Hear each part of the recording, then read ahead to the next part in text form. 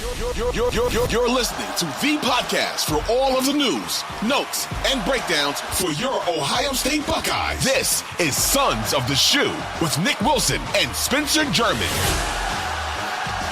Sons of the Shoe returns. Spencer German, Jake Vulinec with you, and we do have a special guest that we will bring in here momentarily and chop it up a little bit with as we get ready for the first of two episodes previewing the Buckeyes matchup with Oregon, a rematch from earlier in the season, obviously, but this time the stakes are maybe just a little bit higher. College football playoff, Rose Bowl, a bunch of different things kind of in play here.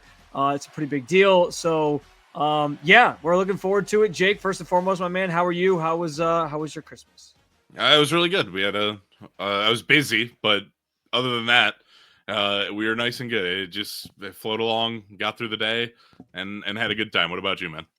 It was good, yeah. I think the coolest thing about Christmas as a parent is when you have kids that are like of age of understanding Christmas and all that, and the Santa thing, and they get really into it. So seeing him like light up and enjoy it all was what made it all worth it for us. But yeah, it was a good time. Nice to kind of decompress for a couple days, and it's back to the grind for us because, and I will say this, it is kind of weird because I'm so used to like Christmas being this lull in college football. We know like the bowl games are coming the next week with New Year's Day, but now it's like you're right smack dab in the middle of like content because you had a game last week and you got a game coming up next week. So I'm looking forward to chopping it up with you to talk about this matchup. It's a big one, as we know. We'll have a couple of different previews here, looking to really be guest heavy, especially. And our first guest for the first preview episode is somebody who I'm sure many locals here in Cleveland that either follow you or I, Jake, or listen on 92 through the Fan probably have heard on the radio plenty of times. He does a tremendous job for Cleveland.com as a contributor, breaking down the X's and O's on the Brown side of things, but he also does that with the Buckeyes. He's done some tape study on them. He's done some pieces on them. We were texting each other back and forth about that Tennessee game leading up to it, and some of the stuff Lance was telling me made me even more nervous about the game because I knew that Tennessee had some big dudes up front and they had a really good front seven on defense. But the Buckeyes come out victorious. To break it all down, what happened last week, what we're looking at ahead, Lance Reisland of Cleveland.com. Lance, what's going on, my man? Appreciate you making your debut here on Sons of the Shoe. Well, gentlemen, I appreciate you having me. Looking forward to it. So I guess let's take a look back real quick at the Tennessee game, because I know, like I said, we had talked a lot just about the bigger players they had up front, especially in the trenches, and that oftentimes wins in this sport. It's a beautiful thing. And the front seven that they have. And how did you sort of notice Ohio State taking advantage of some of the other weaker areas of Tennessee and being able to beat them soundly the way that they did? And is it something that you think is replicable moving forward throughout the rest of these playoffs, given, the opponents will obviously change week to week? Well, first of all, I think that the Buckeyes stay true to themselves. So I said it in the Michigan game, they ran the ball 26 times, but 14 times they ran right at Graham and Grant. And that for me, that didn't play into their strengths, even though they're better up front than people give them credit for. What they do really well, in my opinion, is this RPO type stuff on first down, where they're always giving themselves an options to give it to your playmaker. So if you're running the ball and you're not getting the leverage, I like to say, outside of the numbers game, always throw it. So if you look at the first play against Tennessee, it was a outside zone left, and they threw a quick screen to Ibuka. That's what I think they're best at. I thought defensively, their front seven controlled a really good Tennessee offensive front. That defensive front seven was really, really good. Now, moving into Oregon, I think they can do it again. But if you look back, Oregon really dominated in terms of the chunk plays. They averaged 14 plus per play. And it was because of that front seven of the Buckeyes is so aggressive. They get to the line of scrimmage, and then they kind of leave those underneath chunk plays open, that like 15 to 25 yard range. So Burke, they really attacked Burke. That's something the Buckeyes are going to have to address. They made a point to go at Burke with a bunch of different guys, and those DBs from Ohio State have struggled a little bit in man coverage, especially press man coverage. So I do think it's doable. I think if they play to their strengths, they're so talented up front. I don't think they don't practice. They're not a gap scheme where they're going to run the ball whether there's 8 or 9 in the box. That's not how they're made.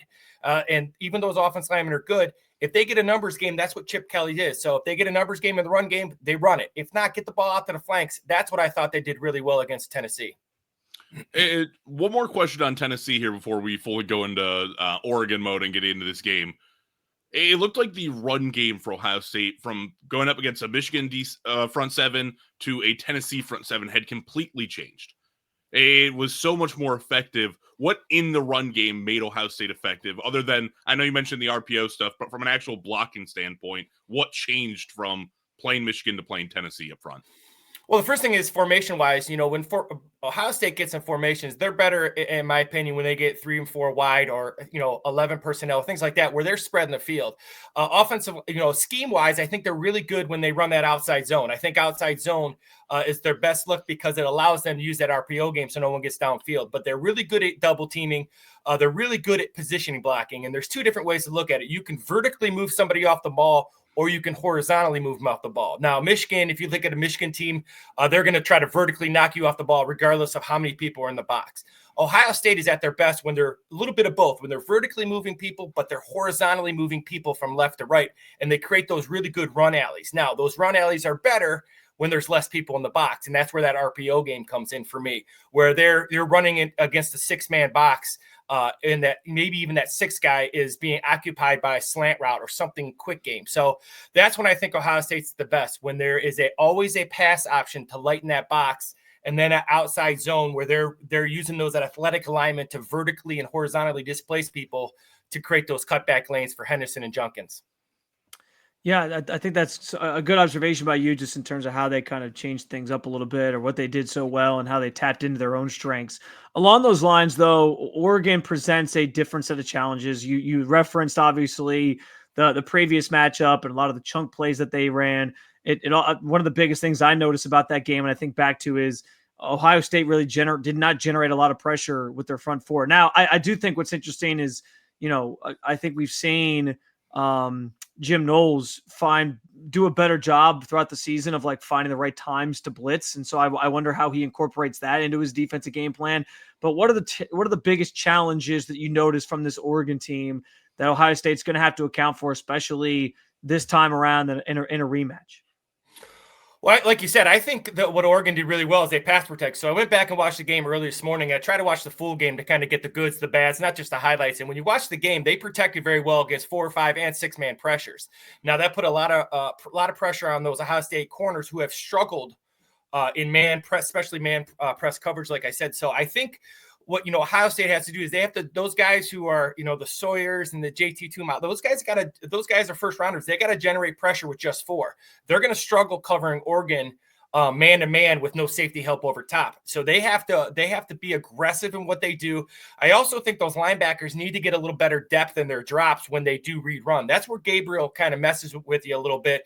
I think he's outstanding. I think he's extremely underrated. I think he's going to be a great pro because of his ability to dissect defenses. So I think what Ohio State has to do is they have to make sure they have secondary safety help in that chunk area, and those linebackers also have the good depth, because when you run play action against Ohio State, sometimes you're getting a big window before the safeties and behind the linebackers, because those linebackers are coming, Simon and those guys are coming downhill so hard on the run, they leave those chunk plays behind. So I think the linebackers have to be more, they had 500 yards of offense. Both teams offenses controlled the game in that first matchup, and Dylan Gabriel really set the tone with his ability to dissect what he's seeing both in the run and the pass game.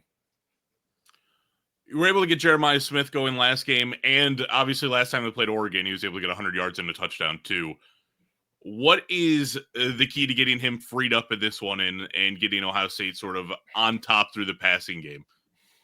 Well, it's funny. Lanning is a Saban disciple. They're all Belichick disciples. So what they're absolutely going to try to take Smith away, and they're going to try to take him away with numbers games. So I think the Buckeyes have done a really good job. If you look at that first touchdown last week where he came from the slot all the way around, the best way to get a receiver open is there's 2 ways. You got to put him at 1, 2, and 3 strong when you're in a trips formation. You got to move him around at all times with motion shifts, things like that.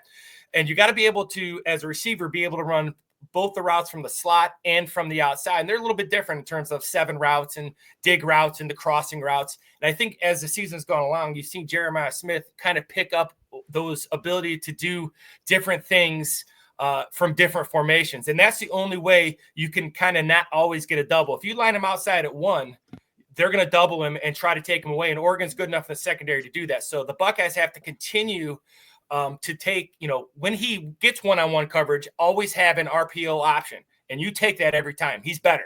And then if not, make sure you move them around, especially on third down, and don't allow them to double. Again, it's easier. It's the easiest to double receiver when he's outside at one. Put him inside, put him in the backfield, motion him out, get him some space, because that's what it really comes down to, is finding space for him. Lance Reisland joining us on the show here, doing a great job. And Lance, you are a coach by trade. So I just want to kind of pick your brain on one of these cliche things that we always say about like rematches. We always go into a game after two teams have played and say, well, it's hard to beat a team twice. Why is that the case? Like, why is there so much, it seems like, proof in that concept being true, where you play a team a second time, usually the outcome ends up being the opposite, or it's just hard to do that multiple times in a season. And do you sort of subscribe to that, especially for this matchup where Oregon and Ohio State square off after, playing to a 1-point game earlier this season on the road in Eugene? Well, I do think there's some, as a football coach, yes, if you play a team close, now they've played far enough apart. It was week 7, I believe, that both teams are different with injury, what you're trying to do. I think Ohio State learned a lot in terms of we're going to be tougher than Michigan. That didn't work. And it doesn't mean they're not tough. It just means that style didn't work. So I think they're a little bit different in how they think. I think they know when you get the ball to, in the first matchup, they got the ball to Smith. They got the ball to Mbuka, Henderson. I'm a big believer in players over plays. So that's not going to change, right? Both sides are going to get to the playmakers. But in terms of why it's tough is now you know what the team's going to try to do. So you're going to try to take that way, especially if you're, a Dan Lanning type of guy where you're in that motto where I'm going to take away their best guy. If they do that, does Oregon have other answers? I think their best guy is Dylan Gabriel, who's going to spread it out. So I think they got to pressure him, get him off his spot, spy him, things like that. But I don't believe that it's because they won the first time. Either team has the advantage because it was such a good football game. I think what has to happen is both defenses need to have an answer for what the offenses did. You're talking about 1,000 yards of offense with two really good two teams that have great personnel and pretty good defensive coordinators. So I think that's the thing. Who makes the best adjustment against the skill players of the opposing offense? So, Lance, let's talk about that then for a second. This defense from Oregon, I think a lot of Ohio State fans will remember just the last play from that game of Will Howard sliding down and the fact that the Buckeyes had 31 points. I don't know that in a college football playoff game you can expect that same result, that sort of 1,000 yards between the two teams. Where does the defensive improvement from Oregon then come? Well, I think the defense improvement, first of all, you got to, like I said, I think you got to take away the best player. And the best player on Ohio State is Jeremiah Smith. So both teams got to say, I got to stop Stewart. I got to stop that. But if I'm if I'm Dan Lanning right now, you have to stop the best player on the field. That's automatic. You go into meetings right when they got that win. It was Jeremiah Smith. How do we double him? How do we double him knowing now that he's going to play in multiple spots? That's going to be quite a challenge. Secondly, they got to make Ohio State one-dimensional. And if Ohio State can be balanced, and if Ohio State is second in medium, where they dictate what they call as an offense coordinator, when you're calling plays and both run and pass are available to you, it's really fun calling plays. If it's only pass or only run, it's hard because the other team is taking that away. So if Oregon has to make them one-dimensional, as much as you'd like to say, even though it's with the eliteness of the Ohio State receivers, you got to take away the run game, and then you can try to cover a little bit more, and you can try to play the Ohio State run game with your front four. Ohio State, when they're playing free and easy and it's players over plays, they're really, really tough to stop. So I think you got to keep it in front, take away the big play. Both teams.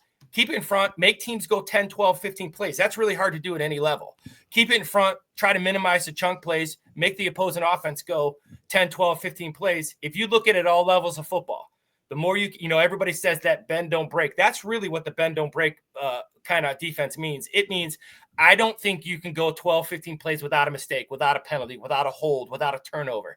And a lot of times that's really true. And if you look at these two explosive offenses, they don't like to go 10, 12 plays. They like to get those big chunk plays. So keep it in front, try to minimize the chunk plays, see if you can get a turnover, a holding call, something like that. Lance, last thing from on my end, I know Jake might have a follow-up here after, but Will Howard for me has kind of been this roller coaster ride. Like there's been games where he's been superb. I actually think the first Oregon game was one of his best games of the season. I think ultimately the best game he's played this season was last week against Tennessee. I mean, he was phenomenal. What have you sort of seen as you've watched the tape on Will throughout the season? And kind of going back to the Tennessee game a little bit, like how much of that do you think is replicable? Is that something you think he can do again? Is that something you think he can do maybe 4 straight times in a college football playoff setup to take this team to the championship? Because my belief on it, Lance, is like if he plays like that, I don't know if there's a team in the country that can stop this offense. And so there is going to be a lot of pressure on him, I think, to perform up to that level against Oregon and potentially beyond. Well, I think he can. He played, obviously I agree with you. Now, for me, Will Howard is a quarterback you win with, you not win because of. But that being said, there's very few quarterbacks at any level that you win because of. So that, I want to make sure you guys understand that. But he's a guy with the surrounding pieces. And if they stay balanced and they spread it out and they don't say, hey, we're Ohio State and we're going to run the ball right at you. That's not how you practice. And I tell everybody, the reason Ohio State doesn't run a lot of gap schemes is because they don't practice a lot of gap schemes. If you practice zone, run zone. And I'm not a believer in can they run it? It's can you fix it? And that's always been my call as an offense coordinator. I know how to run almost every offense ever been, developed. I don't know how to fix most of them. And that's the key is you have to know how to fix it. So I think if Will Howard can stay balanced, they give him they obviously give him a chance. So what I mean by that, if you have an inside zone or outside zone called and you have Jeremiah Smith out there and they don't give you the numbers you want, always give them the option. That's what he had against Tennessee. He had the option to take his playmakers when they were available. Then you get that run game going because now the box is light. Now they're worried about spread. So their balance is what makes him really good, in my opinion. And there's a lot of quarterbacks that work very well like that. There's very few Mahomes where you're going to say, you know what, we're not very good. I'm going to make everybody better. But Will Howard, if he plays like he did against Tennessee, you're right. They're going to be a very tough out. And if that defensive front seven plays like they did, that's where I think they won the game. Will Howard played really well. Smith played really well, but that defensive front seven played as tough as I've seen him play all year. Lance, I guess we'll get you out of here with this one. On a scale of 1 to 10, where should Buckeyes fans be concerned about Oregon going in here with obviously 10 being the highest? And then if you have a prediction for the game.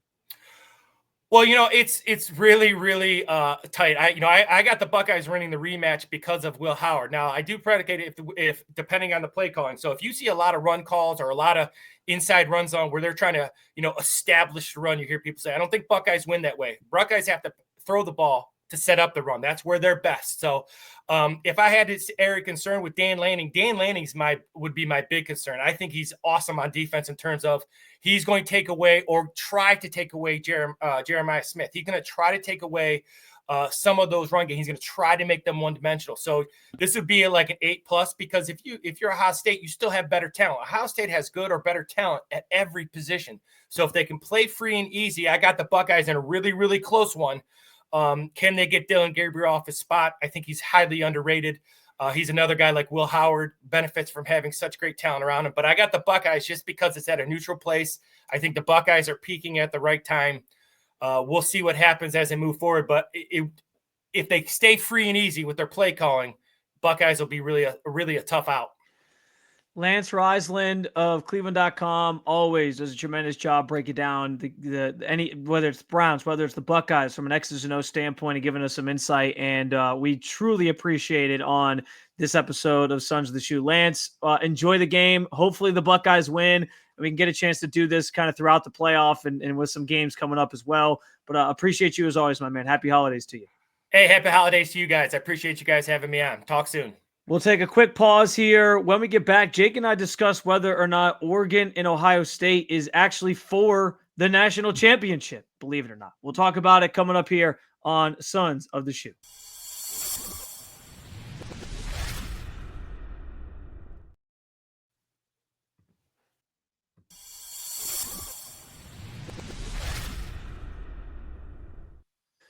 Welcome back in, Sons of the Shoe, Spencer German, Jake Vulinec, and Jake, I thought Lance was awesome as always. I understand X's and O's isn't always like the conversation that people want to hear necessarily. Like there's not everybody thinks that way, that they just kind of want to watch their football and enjoy the game.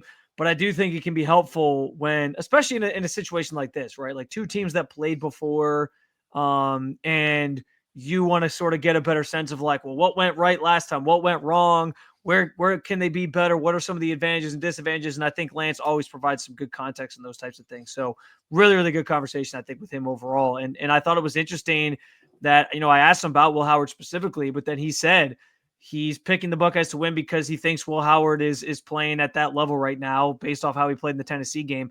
And I do think that's the key to any success the Buckeyes have from here. If Will plays like he did against Tennessee, I don't know that anybody can beat him. Yeah, I don't know if they can either. Lance, by the way, the only person, or I guess the best person I've heard make the least digestible content in terms of like X's and O's and get into the nitty gritty. Very digestible. Like, yeah, I played true. football, but I never understand like when he talks about run blocking schemes. Listen, I played into like 8th grade. Okay, we were running we were running those schemes. Nobody ever told me what they were and described them to me. Okay, they weren't like, all right, this is zone run, this is gap run. They were like, okay, this is let's block this guy. That's name of the play. You're doing this. Go do that. I'm like, all right, good. I can do that.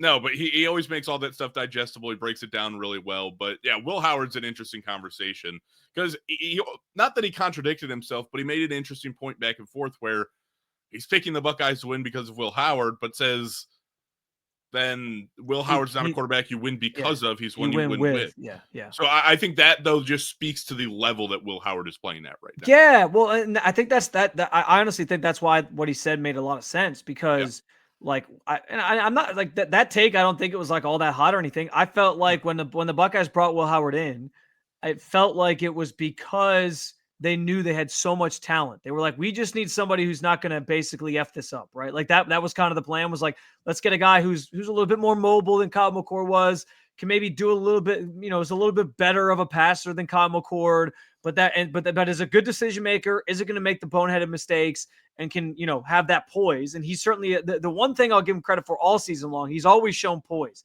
There's been some mistakes with his play. There's been some issues, but like he's always been poised. He throws a pick six first play of the Penn State game. You're down 10-0, and then he leads them back to victory. You know what I mean? Like it's stuff like that. Yeah. So I kind of felt like what Lance said was the reason that they brought him in the first place. But that's why if he plays like he did against Tennessee and takes his game to that level, like a level that we all kind of like is that there? Is it not there? And now it was 100% there the other night against Tennessee. If he plays like that, like the sky is the absolute limit for this team if they're going to get quarterback play like that. So I think what he said, it makes a ton of sense that way. Yeah, no doubt. I just thought it was interesting. And again, just speaking to how Will Howard has played, especially in the last game against Tennessee, when you say he's not a quarterback you win because of, but then he's sort of the X factor of the game almost. Like when he's playing at this level, it's hard to beat the Buckeyes. It just takes them to that level. Like if he's playing as good as he is against Tennessee, you do almost win because of Will Howard. Or at least Will Howard just sort of tossing it up there, and in a lot of instances, letting his playmakers go make plays is a reason that you're winning games. I think a lot to these sort of like goal line fade type of plays that they just ran to Jeremiah Smith. It's like, okay, you want to play one-on-one coverage against their best wide receiver? Take our chances. And it's going to be a flag or the guy go catch. Like if that's how you beat us, all right, it's fine. If Jeremiah Smith isn't making catches in one-on-one coverage, we'll lose the game that way. Thank you very much. Yeah, no doubt about it.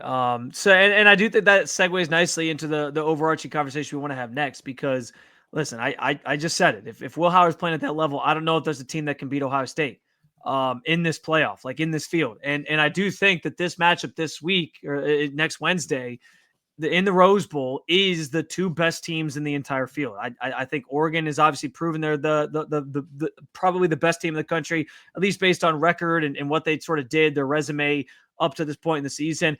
I think Ohio State, with the way that they dismantled Tennessee and the talent that they have on this roster, and that's been the consensus all season, is the talent that they have on this roster is otherworldly. They are one of the best teams, national title contending team in the country. So along those lines, Jake, and I was kind of talking about this with some people over the weekend, or I guess it wasn't the weekend. It was just the holiday, so it felt like a weekend. To me, this game feels like it is for the national championship, because I believe that whoever wins this game is going to advance onto the national championship and probably win it. Obviously, you could stumble along the way. Texas has a really good defense. Maybe that sort of changes the game a little bit here, levels the playing field if you get into a matchup with them. And that's assuming they beat Arizona State. You shouldn't assume anything, but I do think they probably win that game. But like this does feel like, to me, it's for the national championship, and we're getting it, unfortunately, a couple rounds earlier than we probably would want. which also that kind of sucks for Oregon because their first game of this tournament is literally having to play Ohio State. Like, what a great draw for the only team that went 13-0 and won their conference and was undefeated and did everything they needed to do this season. That kind of sucks. But yeah, like that is the level I'm at with this game, because I think if Ohio State wins, they're super talented, but like it's an unstoppable force meets an immovable object, right? It is like the momentum is just going to be too much, and they're just going to keep on carrying it to the next game, to the next game, to the next game. And if Oregon wins, I just think Oregon once again proves like this is their year. You know what I mean? So that's my view on it. I don't know how you feel. Maybe you think there's a threat in the other part of the bracket that you think can maybe upset one of these teams, but I'm going into this game feeling like this game is basically the national championship. So I would agree with you that these are the two best teams in the field, right? That's what I've thought all along. That is Oregon, Ohio State. The committee has told you it's basically been Oregon, Ohio State prior to the Michigan loss. Talent-wise, it's there. I just get into a really odd feeling trying to overlook like a Texas team and being like, oh, like, yeah, they could stumble, but they should beat Texas. They should beat whoever comes out of the other side. It'll be fine. Like, you're now almost, you have to play 4 games in order to win a national championship. You are in sort of a war of attrition. Like, you do have to continue to stay healthy, continue to stay fresh, and be able to win games and not get stale in games where your opponent's going to have some extra tape to look at. And for Ohio State, it's probably going to be the last 2 games if they advance that Texas can go back and look at. And you said it, really good defense. And listen, I know I'm giving you a spiel about not overlooking your opponent. Arizona State ain't winning that game. You're seeing Texas in the next round, okay? Arizona State's not winning that game. I'm going to laugh if they win and we have to come revisit that. We have to replay this conversation as Jake's like, don't overlook an opponent, but hey, Texas ain't losing. Actually, so I like Arizona State too. Like I was watching them throughout the season at points. Yeah, they're really fun coach. Yeah, they're really fun to watch, but I don't think so if they win, great, because that'll be fun to watch. And I mean, if Ohio State wins, then that should be a better game than Ohio State, Texas, and for Buckeyes fans at least. But no, like, I just struggle to overlook those opponents because Texas was like a bona fide top team in the country. It's not like if you do play Arizona State, okay, I could see you overlooking it and being like, you're going to move on to the national championship. I would still caution you, but I could see it more. If it's Texas, I think you have to take them with full, I guess, like, worry as you do any other opponent, where you have to show them the respect that you'd have to show anybody else. Now, that game, I think, is going to be, like, if you play in the Cotton Bowl, it's probably more impactful than the championship in my eyes, based on who's on the other side of the bracket. I think it actually played out really poorly for that side of the bracket. But yeah, I think the lower half of the bracket, Penn State, Georgia, I honestly kind of feel like Notre Dame might be the best team on that field, which might be just like me getting tricked because they haven't played anybody really and they've blown a lot of people out. And maybe Georgia still comes out as the top team. I think Penn State has shown a lot of promise the last couple times they've played, especially against Oregon. Yep. I was impressed by what they did against Oregon. So maybe Penn State emerges, and, Ohio State's beaten Penn State already, so that would be nice. But to your point, Jake, like, I do think this is kind of the next test for a team like Ohio State, but any of these teams, right? Like, in this new era of the college football playoff, because if Ohio State beats Oregon, it is going to be like a fever pitch moment for this team, for the season, for the fan base. And I do think, and we'll talk more about like what it would mean for Ryan Day in our second preview episode, but I do think like there will be that Ryan Day in a lot of ways will be exonerated. I don't want to say that too loudly because I don't want fans to be like, no, he won't. He needs to win the championship. I know it's a very touchy subject right now, but if he wins this game, people I think will get back on board with like, okay, Ryan Day, his job is I think that'll happen. We'll talk about that more, like I said. But you also can't look then past like, there still is an end goal here that beyond beating Oregon. Like, beating Oregon, you'd be the only team that did it this year. It'd be in a rematch against them after they got you. Like, there'd be all these different storylines and narratives as to why that's a big moment on top of advancing in the playoff. But you can't just be like, well, okay, we beat Oregon. So we can sit here and say this is for the national championship, but the players, the coaches, they have to protect from thinking like letting that game be like the penultimate. You know what I mean? Like, they have to treat it like it's a game this week. Know it's a big one. Know it has high stakes. And if they pull it off and win, yeah, like, there can be some celebration. There should be. That's a huge moment for the program in a season that obviously has had some ups and downs. But if they pull it off, great. They then have to refocus and understand, like, okay, we got potentially Texas next. We got another game after that before we can actually finish one of the main goals that we set out for the season. So even if a win over Oregon, like, steadies the waters and calms everybody down and gets everybody back on board, that's great from a fan perspective. But the team can't just like rest on their laurels after that either, just because they beat Oregon, if that were to happen. Yeah, it's an interesting scenario, and sort of just, I guess it wraps back to the entire point of the conversation we're having. Even if the Buckeyes win the national championship, right? Like, just throw that scenario in your mind, it goes and happens. You probably look back on this and say that the most important game that you played, or the most impactful, the one that you'll actually remember the most, is probably going to be this Rose Bowl. Yeah. Right? You went and you took down undefeated Oregon.